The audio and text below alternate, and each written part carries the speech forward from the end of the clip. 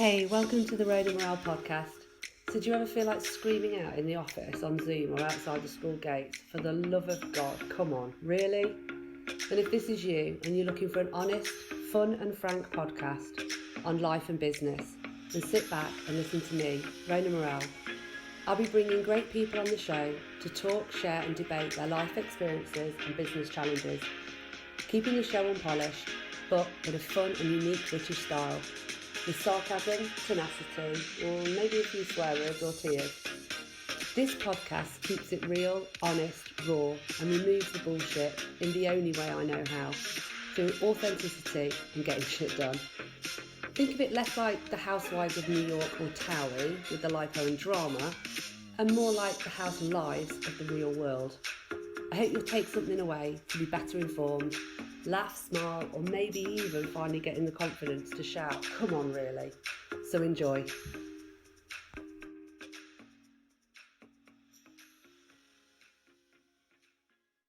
Hey Chloe, welcome to the Road and Morale podcast. How are you? I'm good. Thank you so much for having me.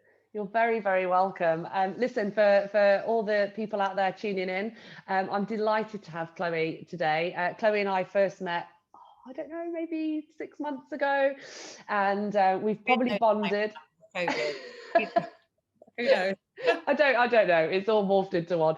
But probably Chloe and I bonded, well, personality-wise, but also because of what she does in terms of purpose-driven PR, which is ultimately what we're going to talk about today. But to give a bit more background into Chloe, and I'm going to be looking down at my notes, but Chloe is the founder of the influential kind of purpose communications agency called Franses, which happens to be her name, Chloe Frances, and has more than 22 years experience working with a huge range of social impact, philanthropic and non-governmental organisations and foundations, as well as a ton of the world's best known brands and people, which we'll touch on in a moment.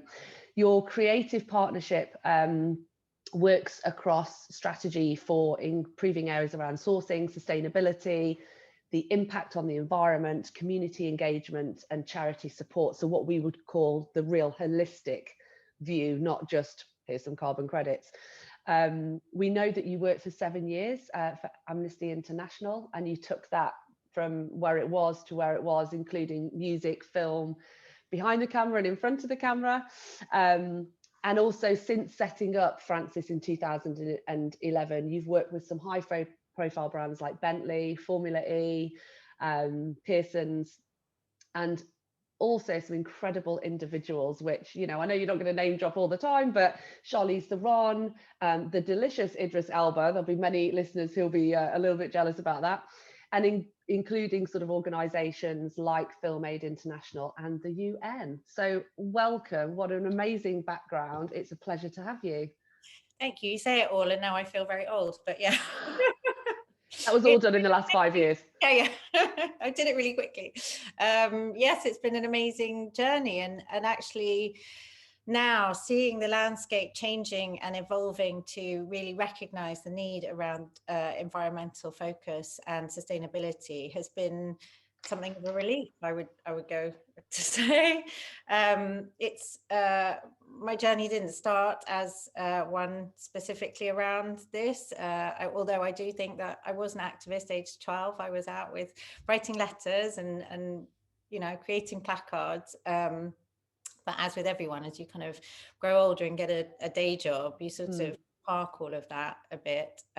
But I think I found myself on a set of a campaign called Slag of a Snack for Pot Noodle. And I thought, I think I can do better. I think the world can do better. I think the world deserves better. And so went back to my 12-year-old roots and have carried on since. So it's always really been then in your DNA, hasn't it? But what was that the pivotal moment then when you decided we can do better and this is what I'm going to do? It was, I think I always had a sense of the need for justice. I think, you know, it's when you can see things that aren't right, you have something of a duty to I mean, voice it, but also look at why. I studied modern Middle Eastern history because I understood that there was conflict, but I didn't understand and that there were lots of views, but I didn't understand the background or the history. So I felt, again, a sort of sense of, well, I don't think I can have an opinion unless I understand what's going on. And I think that's carried on with me. But I went to work for Amnesty International, again, because I knew things were wrong, but I didn't understand why or how. I wanted to be able to make a difference there. And I think a lot of people do, you know, become part of movements for that same reason.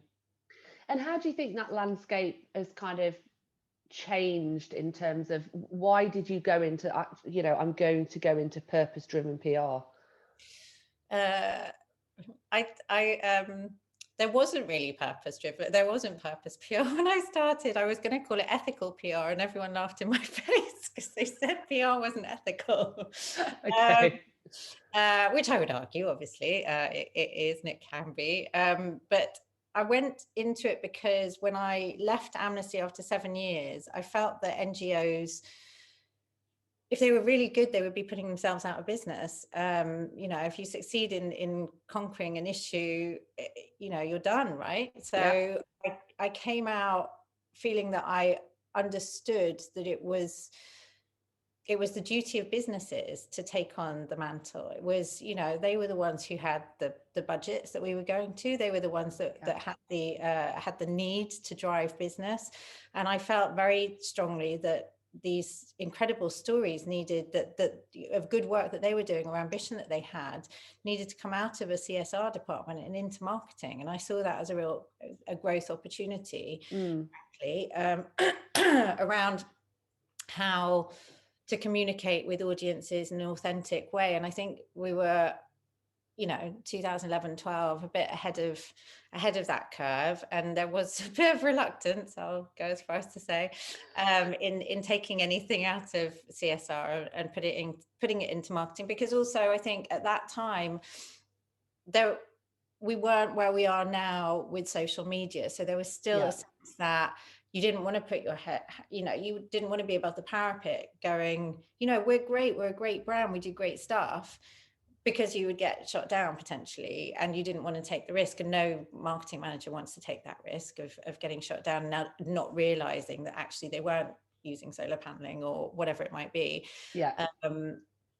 But I think the setting out after the Millennium Development Goals, the setting out of the SDGs, the Sustainable Development Goals, has led us to a point where it's okay to be on the journey. You can set a date like 2030, 2050, and you can go, right, well, we're not there yet. We're not doing this right. You know, when you look at brands like Primark going, you know, yes, okay, we'll take your criticism, but actually we're now going to take action. We're going to set out how we can change the things, our supply chain. We can look at these things. We can do an audit and reevaluate. I think that's celebrated now, whereas there was fear around that before. So I'm feeling very positive and cautiously optimistic about this period of time in the landscape, as you say, of how brands are engaging and how that shift has happened. So having set out to do something, I feel like now, several years later, we might be able to achieve some change and there is much more kind of openness around purpose and what that might mean for a brand. I think it does. I get that vibe as well. So when you're kind of talking about authenticity, I think it's okay to say we're not there yet, but we recognize we've got these areas. And I think having the SDG goals allows you to build that framework of, okay, literally, where are we now? Where could we go to? And so it does feel more optimistic for sure. And I think you have to. There's a sense now that businesses, I still think there's a huge gap between those that are genuinely doing it and those that are saying that they're doing it. But that's an interesting thing around budgets in CSR, or even if CSR teams had budgets, they probably didn't even have budgets. No, you'd be right. So then how is that split within the marketing spend of organizations now going to reflect the opportunity that this can give them? I think opportunity is exactly the word. I think it's where brands can see an opportunity that they can take and they can run with. You know, we've spoken in the past about COP26, and I don't think anyone had COP25 on their radar. You know, but it comes up, you know, weekly at the moment, and it's not until the autumn. But it's, you know, there is traction, there is movement that is happening, and there is a need that's being identified, and that's, you know, I think it's an interesting time, especially because so much weight in the past has been put on the actions of the individual. You know, are you recycling? Can I recycle? Does my borough recycle?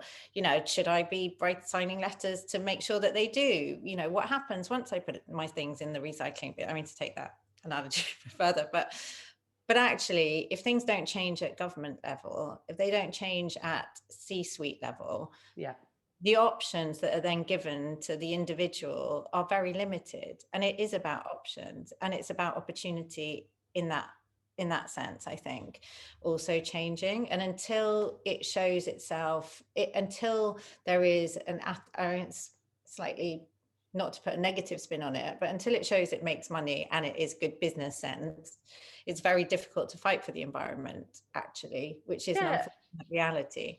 And I think it's a fair point, actually. I don't think we should necessarily feel guilty about building an economic environment that allows for money to be made, tech developments to exist, and for people to earn an income in that space. But I guess even I struggled with that for years and years. I've always been involved in charities and the environment, but felt guilty that I should just have a voice and not earn an income or a lifestyle from it. It felt like a contradiction, but I'm kind of getting over myself now with that. And but you're right. I think without the heads of states and governments and businesses to drive the mass, we could wait a very long time for the next generation of consumers to force the agenda upwards. I think that's exactly right. I think there's also a further embracing, and I think just as many things come from California and the West Coast, the social entrepreneur there is no shame in being able to look at the financial drivers when looking, you know, even looking at the explosion of ESG in terms of not only discussion but also investment. You know, we work with funds that are specifically focused on ESG investment, and that's, at this point, you know, there really is no shame. There's a clamoring to make money from how you can help the environment, or how you can have renewable investment, or how you can look to kind of greener options. And also we're seeing it, and I think this is really has been a crux that came quite early on, was to see disruptor brands becoming challenger brands. When you've got something like Method, which, you know, is effectively set up to disrupt something that has been, you know, fairy liquid forever, and then actually become a challenger brand, that to me says that those options work, and that there is an audience to sell to, because they will buy it if you can prove that it does something even a bit better than the thing that came before. So it goes back to that journey piece, doesn't it? And it goes back to the choice, because I'm not completely green in my house and home. You know, there are many things that we do here, but it's mind-blowing sometimes, because every time, and I think this is it around transparency and authenticity, and a lot of, I guess, what you do for people is, what is true? How do I see what I invest in or I change my behavior in actually come to fruition at the end of it? I mean, we're all on that journey, I think. You know, there are things that you don't realize are, you know, have a negative impact, and then you're told, and then, you know, Seaspiracy just came out. It's, you know, with lots of people commenting on that. But End of the Line was what, 2006, I think, 2000, maybe later. But the report that it was based on came out in 2006. And then you go, right, there was an explosion, and there were restaurants panicking, and there were, you know, there was news articles, and people were questioning where you know, what the provenance of their piece of cod was. And, you know, that there was a moment there, and there was a lot of work done around that, and focus groups, and, you know, actually speaking to fishmongers, and, you know, taking it to the front line of where you source. and we've still needed to have another injection of that and another questioning of, you know, the ethics of trawling or lack of thereof. Yes. I think there's a role to play in content and sharing of knowledge, but there's also a need for solutions. You know, I think Al Gore's, you know, moment was pivotal in telling the inconvenient truth.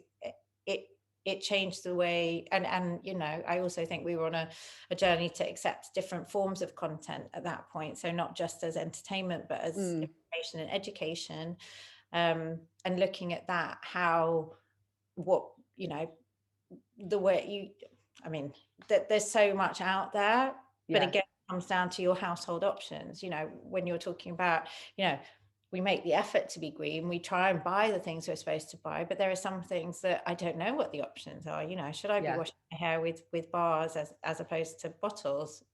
Even those things, where do I find these bars? Are they good?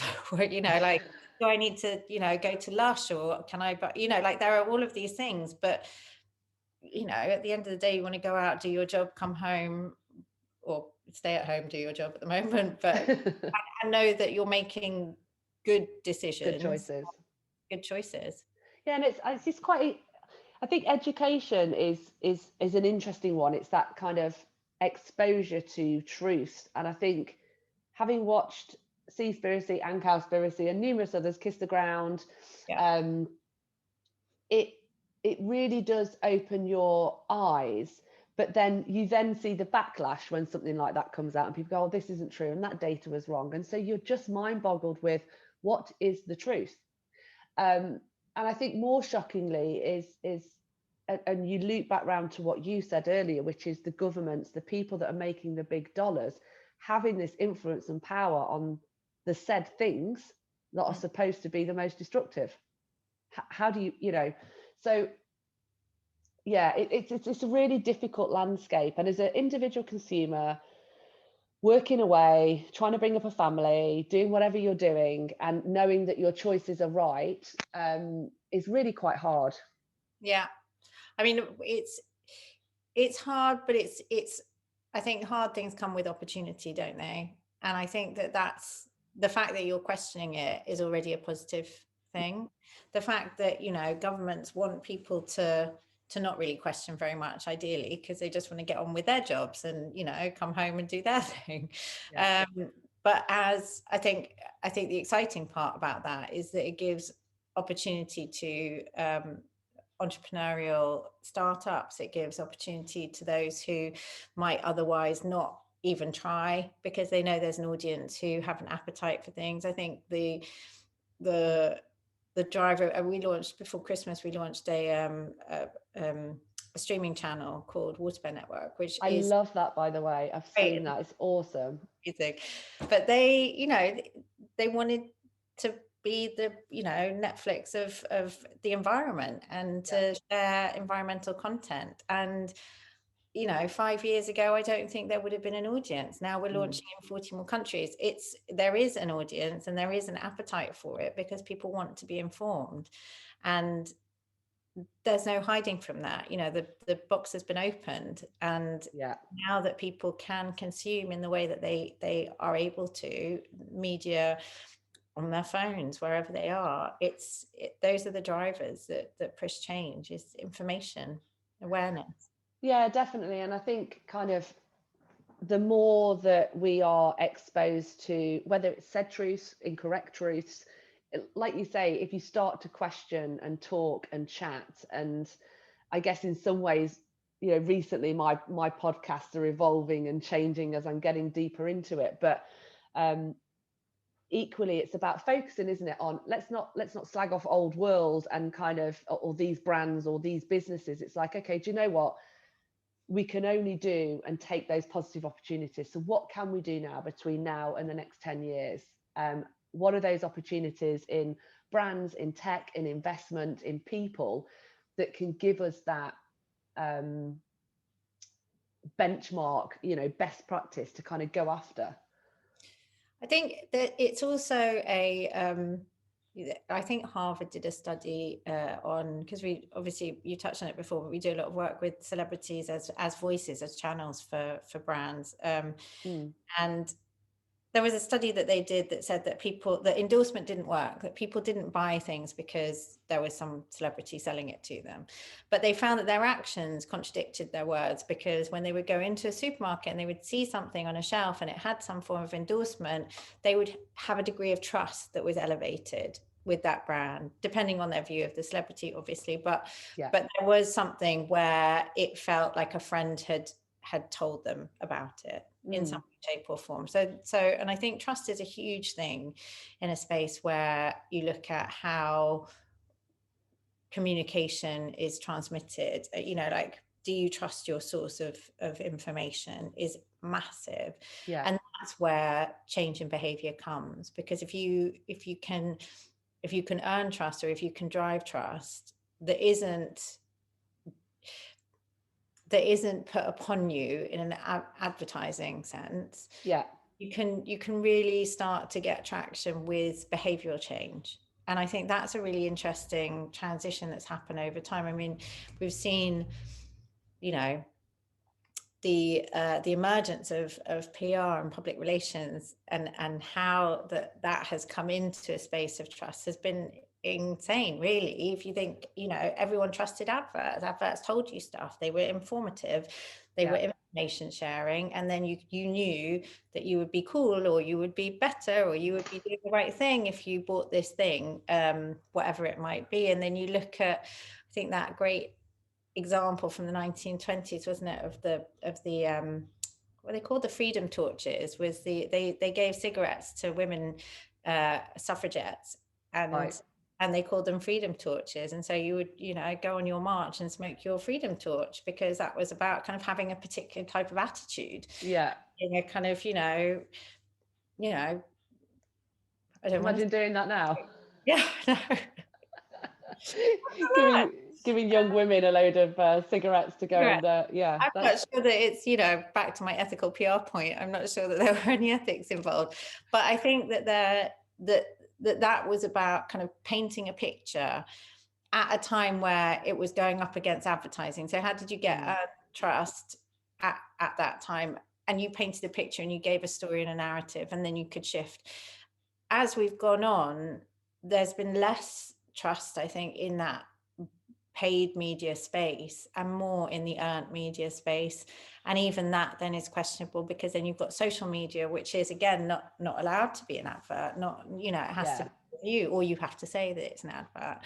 But to win people over, that's a channel that is really important. So when you see great Instagram accounts that are telling you about fabulous solutions to the problems that you're encountering in your everyday life, be it you're kind of washing up liquid or whatever else, that's really helpful. And it comes from a place of, well, look, I trust them because they're doing loads of things, and their entire, but again, it's, it's a painted picture, isn't it? So yeah, it is. And I think, we're exposed to so many channels now, and options and stories. Even, you touch on Method earlier, and I started buying their products probably year ago or whatever, but since then it's moved on, and you've now got the people with the little the tablets going, Method is bad, and it's kind of, they're shipping water and all of these things, and actually you just need 40 of these, and this is, so it's, and that's the exciting opportunity, I guess.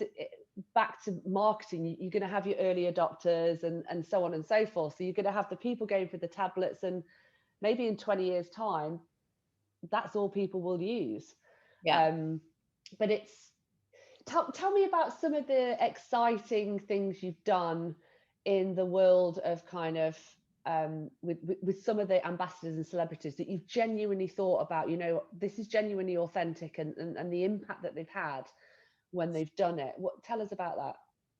I mean, I think going back to the sort of epiphany moment on the pot noodle set, it was really an understanding of, like, well, these people have influence and power. It sounds very obvious, but it was how do you use that for good? And so when I went to work for Amnesty, I was slightly randomly in a role that was around brand communication and relationship management. And, you know, it evolved over the 7 years, but really it was about like, how do we convert the caring but not committed to taking action? And a lot of that work was around going out into the world of the audience, not trying to bring them into an Amnesty world that might feel kind of daunting, very serious, quite weighty.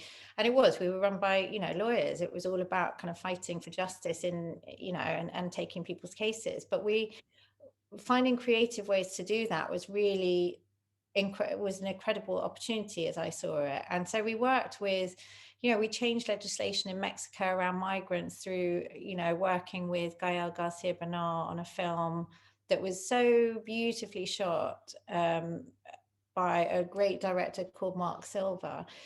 And it's haunting, but it was really the story of these migrants going through South America and traveling through Mexico. And, you know, even small things like, you know, before setting out on the journey, girls would have a shot so that they couldn't get pregnant because it was so likely they would get raped. So that all of these things that were just nuggets of information that were dropped through the film, and then the need for safety and protection, just something that was so basic for people that were literally just traveling through a country. And so those kinds of things were incredible and inspiring. And, you know, fighting for people on death row and taking incredible artists on that journey with us, you know, going to Washington, meeting Senator John Lewis, you know, and taking band members along with us so that we could, you know, draw attention and highlight these things that were going on in the world. Those are really incredible moments. And again, when I left, it really was about how do we carry on telling these stories, but make them really relevant to those who are then spending money to market these things. Because we didn't have those budgets.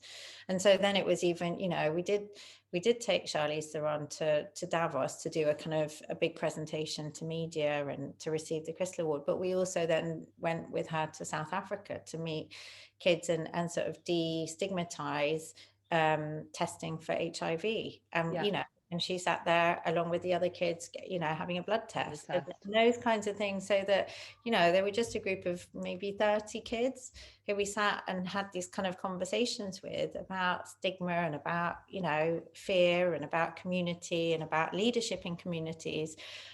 Those are really kind of key moments for me, because you could see really a change in attitude as well. And, you know, going back to the thing around trust, you know, here's someone who doesn't have to be here, who's coming in to tell me that this is something that you know, she's not afraid to do it, and therefore you know, and she's in the public eye, so I should therefore not be afraid.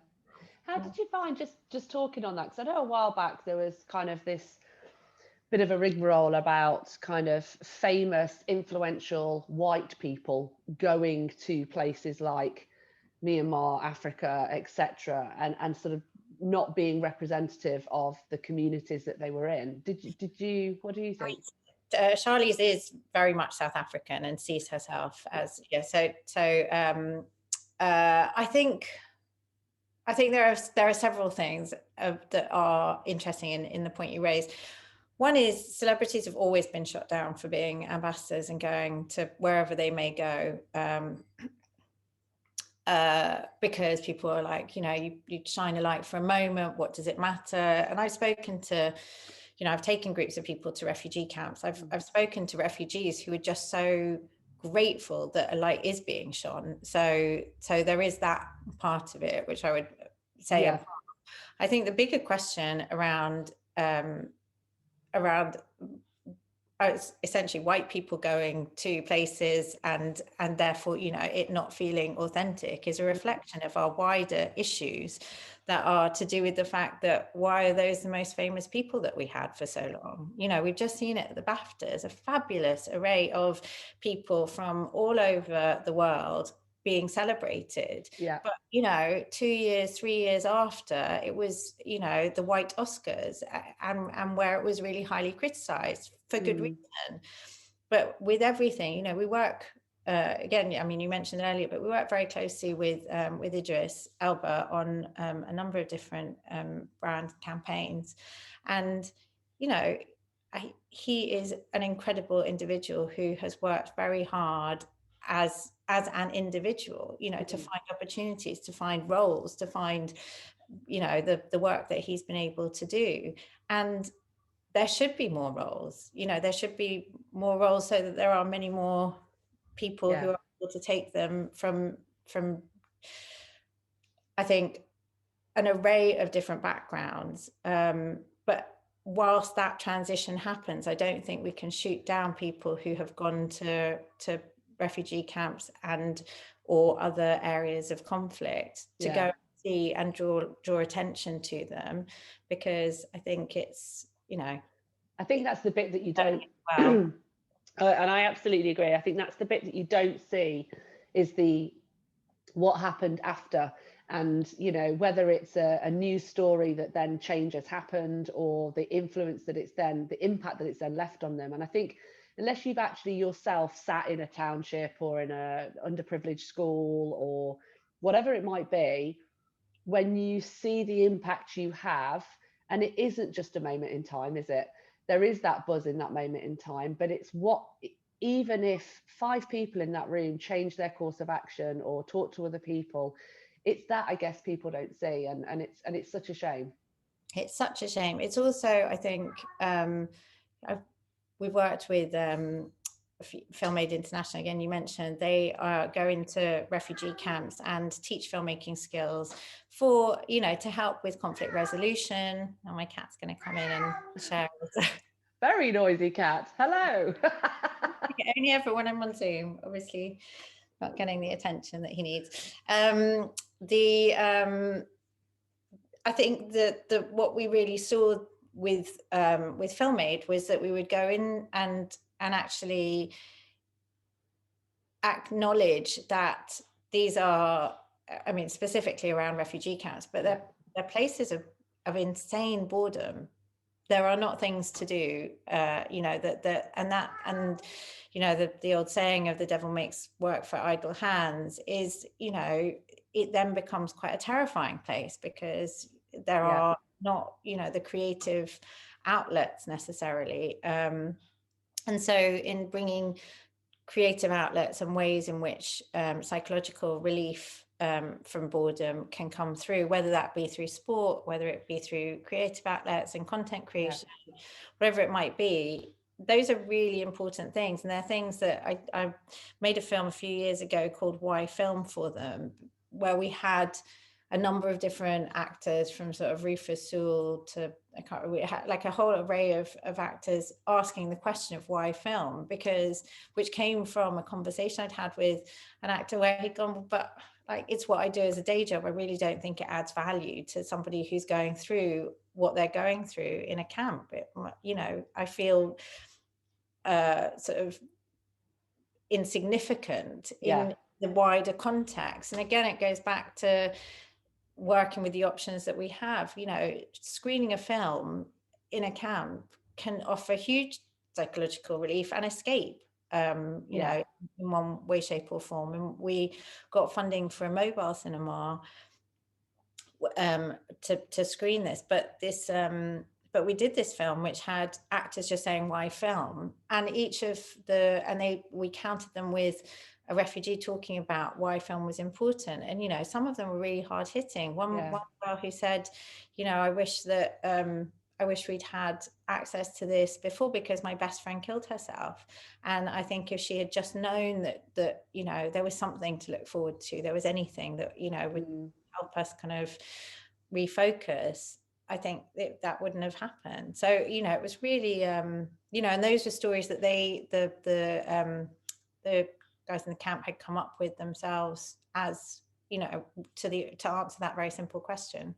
Yeah, and I think I once experienced with UNICEF actually a refugee immersive experience, and it was in the kind of dungeons, if you like, of a town hall in London, and we were taken through from you've got to leave your home, you take the bag that you've got. We were dragged through, and then you kind of put the soundproofing on, and you're made to lie there and listen to that.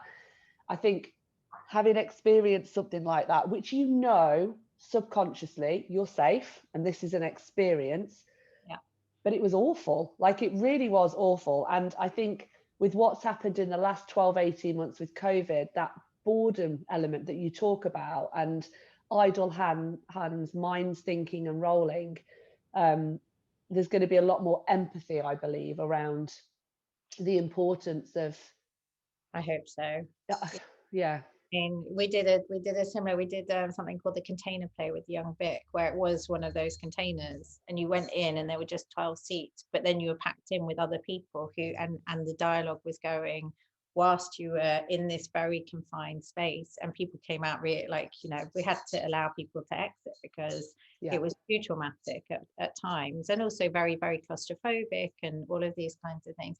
But again, it does, having spent a long time working in human rights, actually the environment was always a present consideration within that, but there was not the acknowledgement that environmental refugees were a huge part of that and the problems. The lack of resource was a huge driver for a lot of the conflict that we were seeing.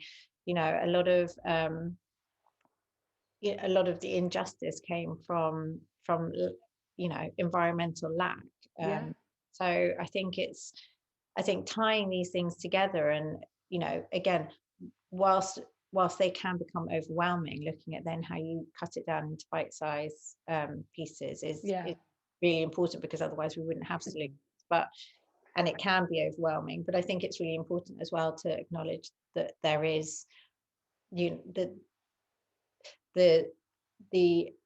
impact we are seeing on the environment currently has a further impact on so many different things. You never really see that mapping exercise of, if you don't have water in this area, what that then means for the wildlife, what that then means for the people, what that then means for the community, what that then means for, and so on. So it's a really key part, and not one that can be disassociated from the impact.